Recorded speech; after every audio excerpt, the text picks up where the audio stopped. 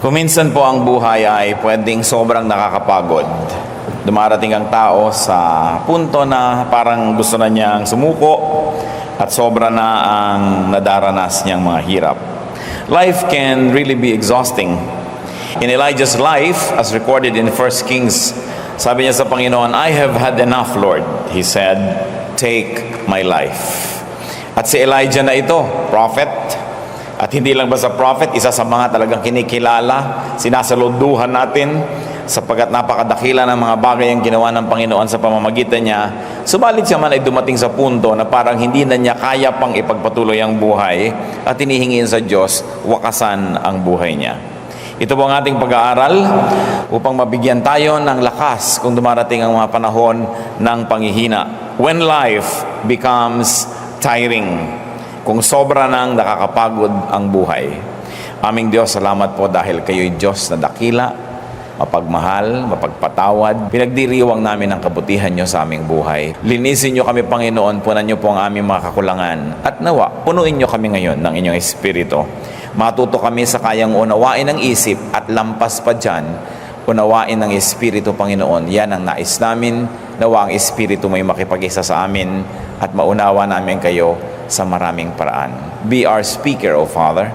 Quiet our hearts, still us, make us feel your presence. Teach us to enjoy your presence. Reveal yourself to us. Father, we pray that you will be speaking powerfully, that your message will come only from you, and that you will use only your servant as your footstool. Deal with us, teach us, lead us. In the name of Jesus, our teacher, we pray. When life becomes tiring, what do? Pag sobrang nakakapagod ang buhay, dapat munang mag-isip-isip. And life can be made tiring by wear and tear, by sameness. Pag dumarating po sa panahon na parang tayo yung nagsasawa, napapagod, nawawala ng excitement sa buhay, maaring pag-aralan natin kung bakit. At isa dyan, maaring nating makita paulit-ulit pala ang mga bagay na nakakapagod. Same problems over and over again.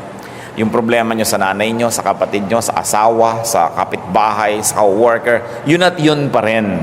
Same weaknesses, same failures that keep manifesting over and over. And then same non-eventness of buhay, of life.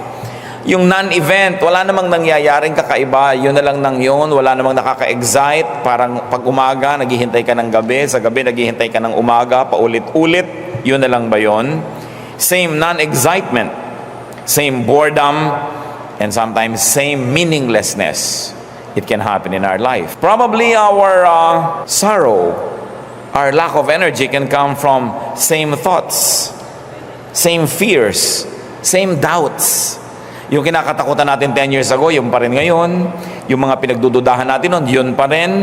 At yung mga pinag-iisip natin noon, paraan ng pag-iisip, takbo ng ating isip, yun at yun pa rin. Therefore, there are the same patterns, same routine, and same mechanical existence that make life tedious. Nakakapagod ang paulit-ulit na wala namang bagong nangyayari. So, we must never forget that while life can be made tiring by sameness, the same life can be made exciting and stimulating by change. Kung sobra tayong napapagod sa buhay, mag-isip tayo, meron akong kailangang palitan.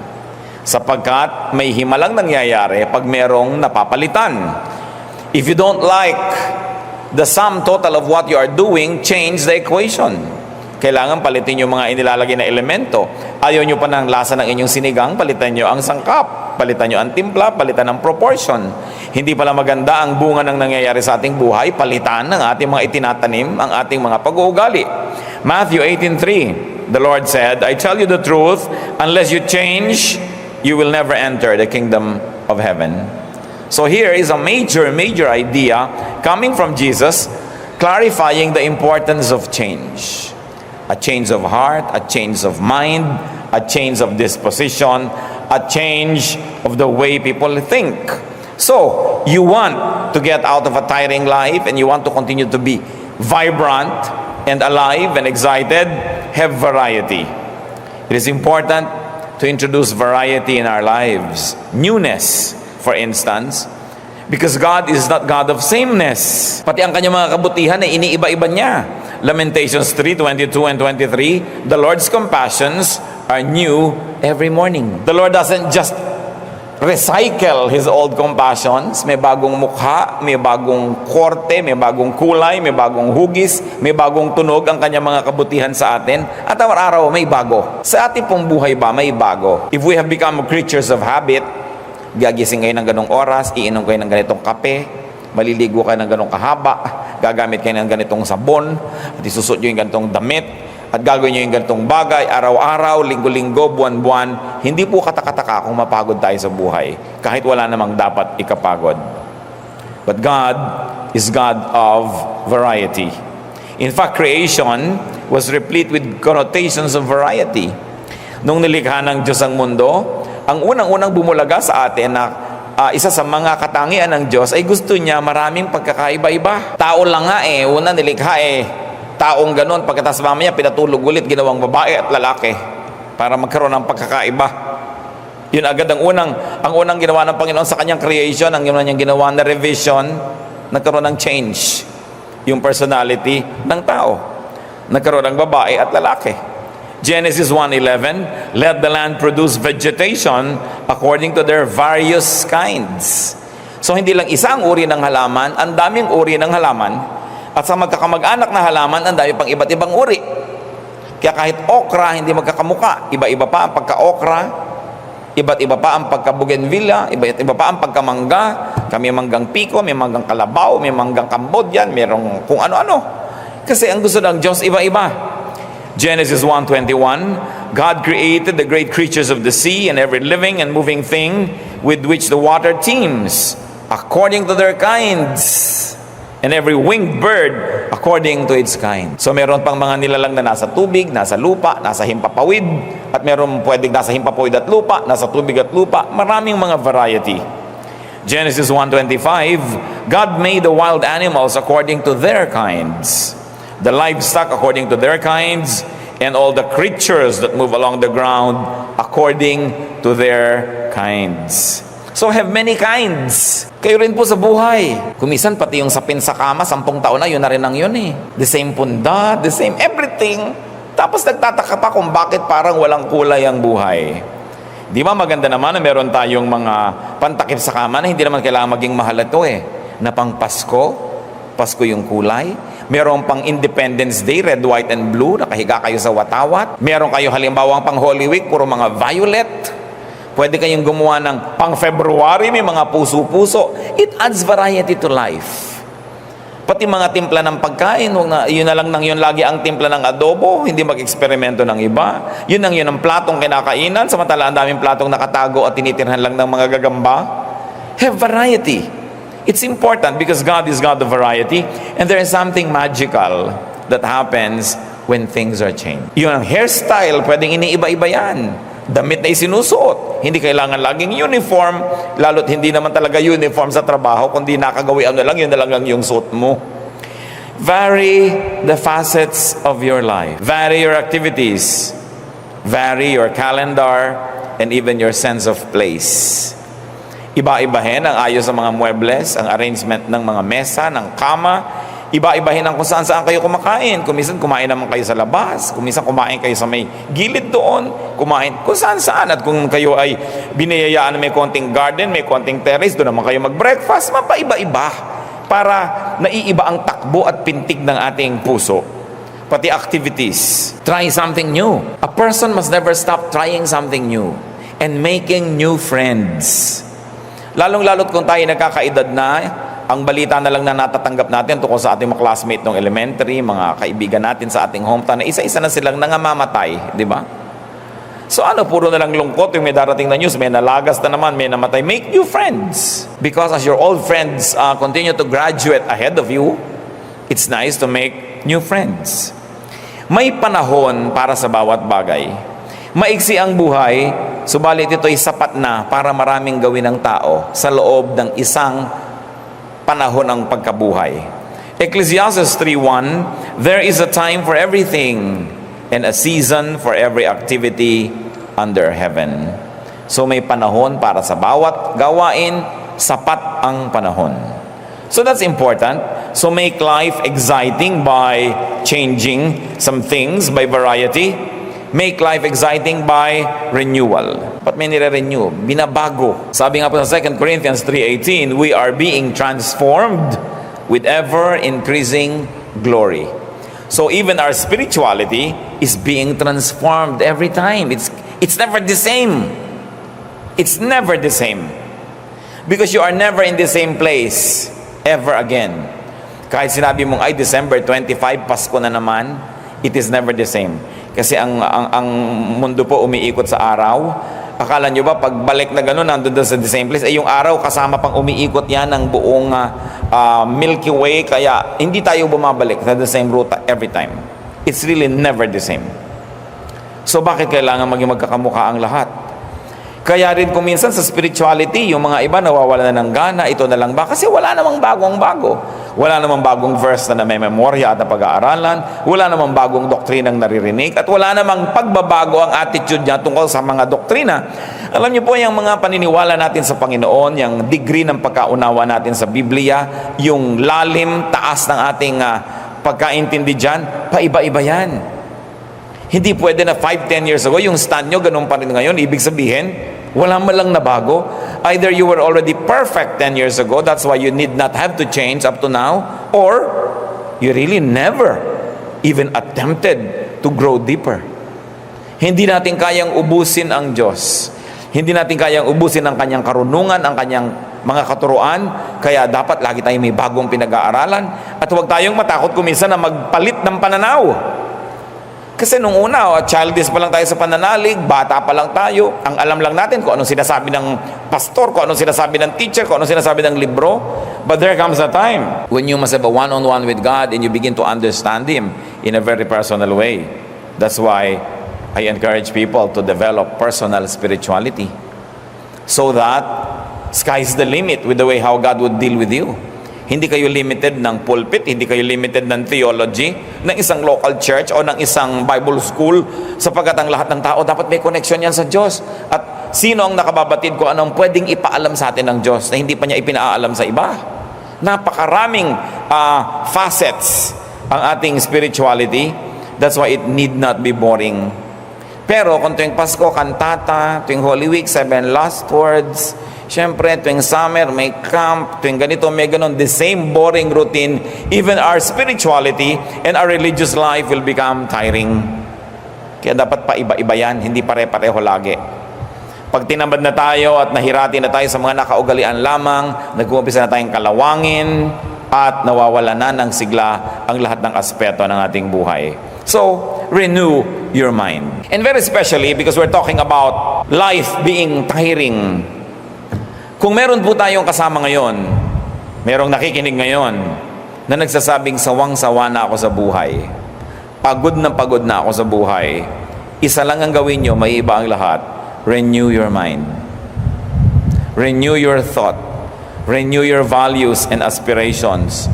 Renew your position, your alignments, and things will change. Halimbawa, sawang-sawa na kayo sa ugali ng inyong asawa. Baguhin nyo naman ang pag-isip nyo. Sabihin nyo, hindi siya magbago, babaguhin ko ang attitude ko sa kanya. Ayaw umuwi lagi, ginagabi na, so pababaunan ko nga ng hapunan. Diba? So sa umaga sa mo, honey, magbabaon ka Tupperware para makagabihin ka. Diba? Flashlight, ito, para hindi kagabit. Ba't ninyo ibahin ang attitude nyo, lalo sa mga bagay na hindi naman talaga magbago-bago, kahit kayo magpatiwati-wari, magpasirko-sirko, ayaw magbago. Hindi kayo ang magbago ng pananaw. Pagka hindi siya ang nanibago, at siya ngayon na nagpasirko-sirko sa pagkalito. Yung mga taong ayaw magbago sa ating buhay, anong gagawin ninyo? Magmumukmo kayo habang buhay? Baguhin nyo ang inyong attitude. If they want change, well, you have the power not to change them, but to change your attitude. Then everything will change. Everything. Kung minsan kasi ipinagpipilitan nating baguhin ang lahat sa ating paligid, kaya hirap na hirap tayo. Samantalang hindi naman nagbabago kahit anong gawin natin, edi mas madaling baguhin ang ating isip. Sabi sa Romans 12 verse 2, do not conform any longer to the pattern of this world, but be transformed by the renewing of your mind. Gusto nyong maiba? Ibahin ninyo ang takbo ng inyong pag-iisip.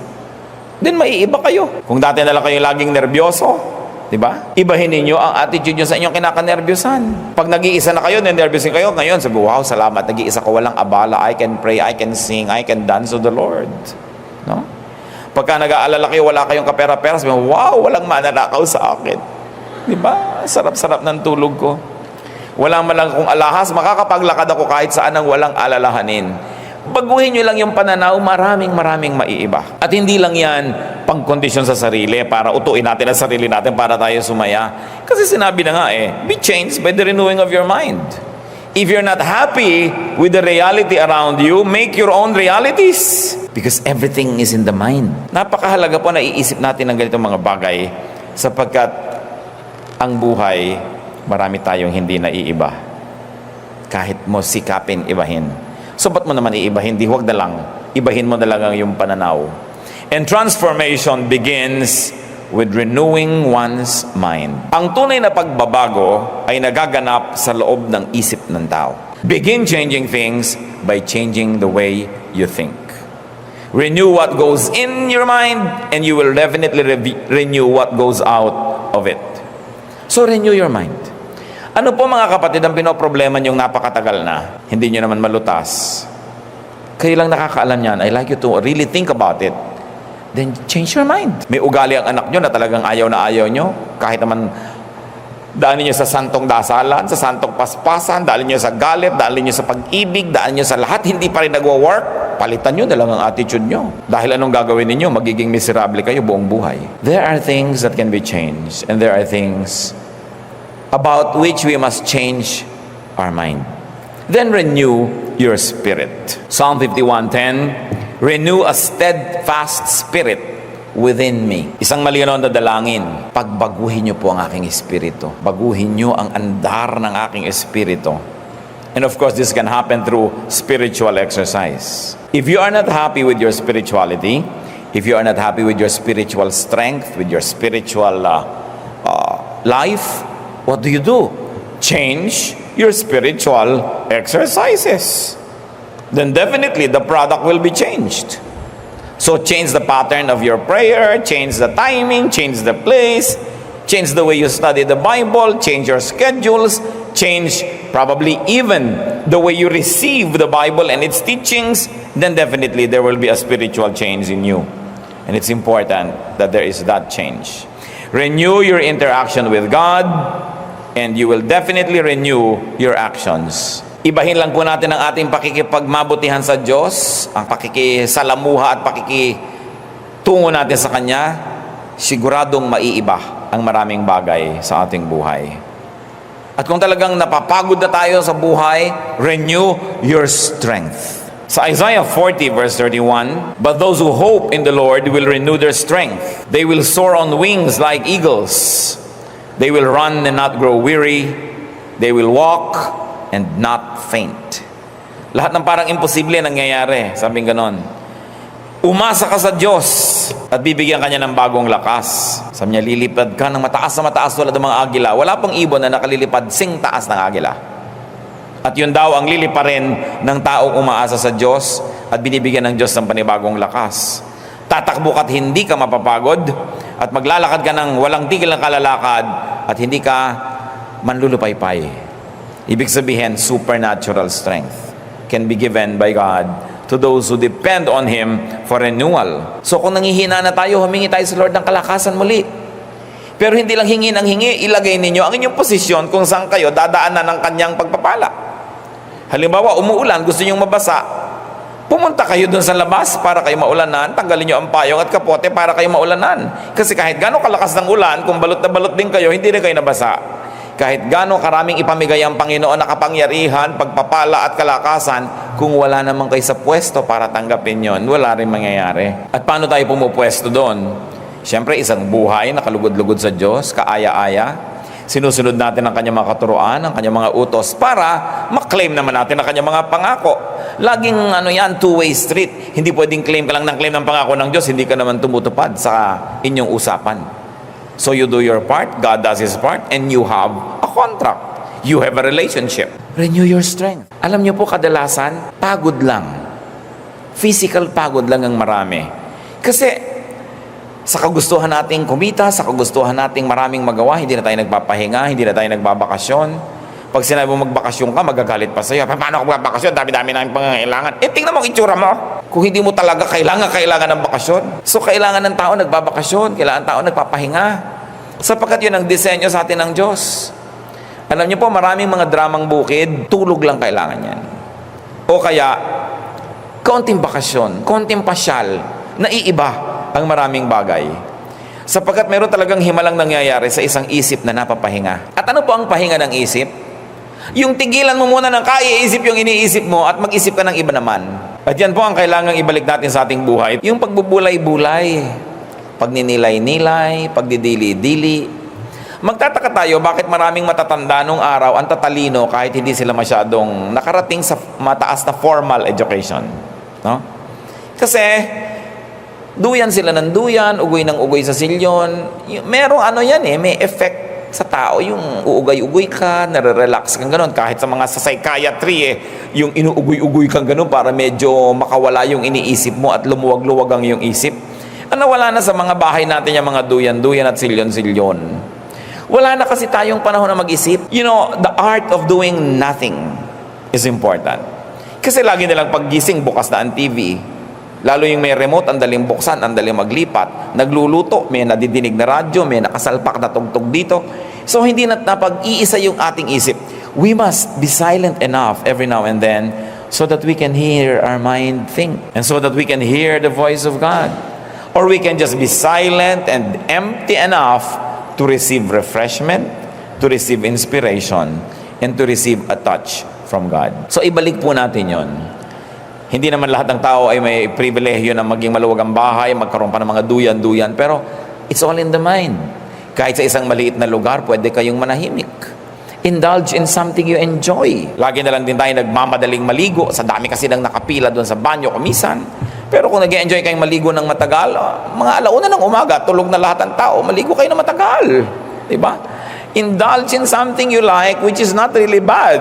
Para yung lumalakas ang ating espiritu. Renew your strength. Renew your strength, and if you do that, you will definitely renew your activities and your capabilities. Kaya kahit ang mga opisina nagbibigay po ng mga mandatory vacations to employees, kasi alam nila pagbalik niyan may bagong ideya, fresh na naman, hindi yung nandyan nga araw-araw, hindi uma-absent pero nakasimangot naman, wala kasigla-sigla, at wala kakalatoy-latoy ang ginagawa sa buhay. So it is important to have a break. And ask God to renew His dealings with you. You can ask God. Even ask God to renew His revelation of Himself. Pwede naman natin hingin, Lord, magpakilala naman po kayo sa akin ng bago tungkol sa inyo. Yung hindi ko naman kayang ubusin ang pwedeng malaman tungkol sa inyo. So, teach me more. Open my eyes. Reveal yourself to me. Lamentations 5:21, restore us to yourself, O Lord, that we may return. Renew our days as of old. So, ibalik niyo po yung mga dati, yung mga magagandang dealings nyo noon, pakiulit nyo naman. Ibalik nyo kami sa inyo, at kami na may makakabalik para may panibago tayong relasyon, merong chapter 2, chapter 3 ng ating magandang pakikitungo sa isa't isa. Ask God to do that. And very importantly, renew your youth. Yung kabataan, renew your disposition and attitude. May attitude kasi tayo, matanda na ako, hindi na bagay sa akin yan. Sino naman ang may sabi? Pag hindi pinagbabawal ng Biblia, hindi naman masama. Meron kasi tayong mga impositions that we place and really enforce in our own lives. Na hindi ko pwedeng gawin yan, hindi ko pwedeng gawin yan. Siguro dapat tayong medyo mag-review ng ganyan mga bagay. If God doesn't prohibit it, it's not bad to do it. Makalaya-laya tayo. Napakaraming bakod na kumukulong sa espiritu ng tao. Kaya sikip na siya, inis na, at hindi na siya makapamuhay nung talagang gusto niya mangyari. Mag-identify tayo mga kapatid kung ano yung mga bakod na hindi naman dapat nandyan. Mga, hindi ko to pwedeng gawin. Hindi, ayoko ng ganyang hairstyle kasi hindi pwede sa akin. Yung puro self-denial, samantalang hindi naman Diyos ang nagbabawal ng ganong mga bagay. Enjoy more freedoms in God. Enjoy life more. Sabi ni Lord sa John 10:10, I came that they might have life and have it to the full. Have it abundantly. And that is, of course, open to many, many applications. What it means to have an abundant and a full life. So renew your youth. Psalm 103 verses 2 and 5. Praise the Lord, O my soul, and forget not all his benefits, who satisfies your desires with good things, so that your youth is renewed like the eagles. Ginawa po dito na talinghanga yung agila sa pagbabagong anyo, sa pagiging bata muli. Interestingly, ang mga eagles po ay talagang nag-iedad yan ang talagang matanda. Humahaba talaga ang buhay ng mga agila. Huwag mo lang barilin at saltik-saltikin, at huwag mo lang kalbuhin yung gubat na tinitirahan niya. Hahaba ang kanyang buhay. Pero pag tumatanda na ang kanyang itsura, alam niyo po ba na nalulugo ng kanyang balat, ang kanyang balahibo? Sa oras na yun, parang ang pangit niya dahil kalbo at tanggal-tanggal, hindi pantay-pantay. At pagkatapos yung kanyang tuka, ay biglang parang lumuluma, parang ngipin na maluwag. At itutuka niya yan, tatanggal. Pero may tutubong bago. At pagkatapos may lalabas ang mga bagong balahibo. Pag nakita mo itong agila na to that was renewed, akala mo iba, pero siya pa rin yun. Kaya sinabi dito, the Lord satisfies your desires with good things, so that your youth is renewed like the eagles. Kaya ginawa siya na example, na pwedeng-pwede, na kahit may edad na tayo, magkaroon pa rin tayo ng anyo, ng lakas, sigla, pananabik sa buhay, na parang para lang sa mga bata. Hindi yung pagka tayo po ay nagkaedad na, parang inaantay mo na lang tawagin ka ng lupa. Kailangan meron tayong mga proyekto, meron tayong mga excitement, meron pa tayong mga inaasahang mangyayari para ang buhay patuloy na maging kasiyasiya. All in all, it's really just about changing the way we think. When life becomes tiring, you need a change of scenery. You need a change of pace. Kung mabilis, magbagal. Kung mabagal, bilisan. You need a change of focus and point of view. It's all a matter of point of view. Maraming mga bagay, pareho lang yan, pero iba ang pananaw ng iba't ibang tao, kaya ang iba't ibang tao, iba't iba ang nararamdaman tungkol sa bagay na yon. Pag umuulan at ayaw mo ng ulan, malungkot ka. Pero yung natutuwa sa ulan, masaya. So bakit hindi mo turuan ang sarili mo na bawasan ang ayaw mo sa buhay para nababawasan ang iyong mga kalungkutan? Ayaw mo pala sa ulan, turuan mo ang sarili mo na mahalin ang ulan at magustuhan yan talaga. Para tuwing umuulan, hindi ka kailangan malungkot kasi whether you're happy or sad, it will rain. That will not change.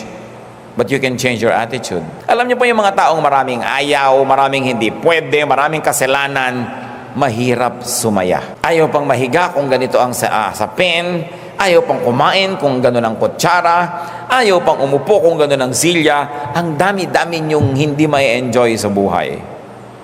That's why, to be happy in life, it's better to be easy. Just be easy. We don't mean morally easy, ha? Pero yung easy lang. Kung ano nandyan, sige. Bawasan po natin ang mga ayaw natin. Kasi yung mga ayaw, it's only in the mind, eh. You are only conditioned to like something or to dislike something. But then, through discipline, you say, papalitan ko ang attitude ko. Iibahin ko. Lalong-lalo sa mga bagay na hindi ko naman kayang ibahin, ang iibahin ko na lang yung isip ko. Katulad ng traffic, you get caught in the traffic, ang daming tao umiinit ang ulo sobra sa traffic. What can you do? You say, wow, mabuti na lang, hindi kami mag-overspeed, walang mamamatay sa banggaan. Kasi alam nyo, ang daming namamatay sa banggaan at aksidente pag maluwag ang kalsada. At lalo't hindi naman kayo nagmamaneho, di pwede ang dami nyo pwedeng ibang gawin, mag-isip, manalangin. Ba't di kayo magdala ng ganchilyo? Diba? Kung anong magawa nyo sa buhay, ang dami mga tao nakakapagtaka, inuubos ang panahon sa pagiging inip. Ang dami-daming pwedeng gawin, pwede kang may madalang magawa sa buhay. So, it's an attitude. If what exhausts you cannot be changed, just change your mind about it. Because God, anyway, is God of change. God can help you if you're tired. But you also have to see what you can do as a human being. See, change your scenery. Change your pace and speed. Change your attitude. And it's impossible not to be happier in life. Aming Diyos, kami po ay nagpapasuri sa inyo. Lalong-lalo kami mga kasama kami ngayon na napapagod. Pagod na, paulit-ulit na problema, paulit-ulit na mga pahirap, paulit-ulit na mga bagay na hindi natuloy nagbibigay ng kasiyahan.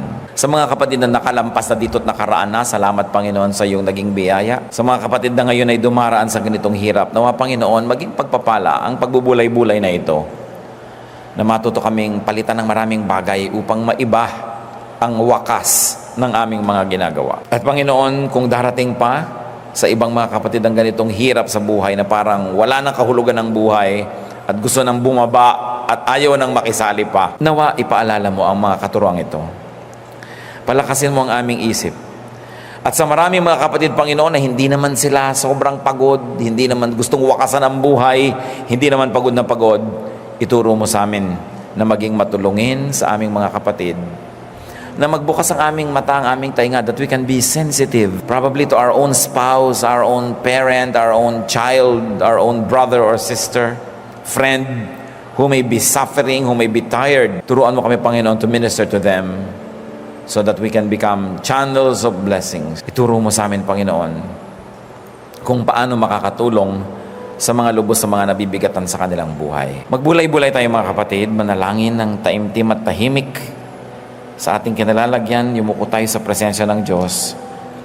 Hilingin natin sa Kanya kung anong malinaw na mensahe para sa bawat isa sa atin. Sa mga kahirapan, ano ang pahirap sa buhay na pwede nating palitan? Oras na pinalitan lang natin ang ating attitude. Paglinawin ng Panginoon ang ating isip at nang lalo pang lumaki ang posibilidad na magkaroon ng kahulugan, kasiyahan ang ating buhay. Kalooban ng Panginoon na tayo maging masaya, maging maayos ang ating buhay, at maging makabuluhan. Manahimik sa ilang saglit at makinig sa tinig ng Espiritu kung ano ang personal na mensahe sa atin ng Diyos.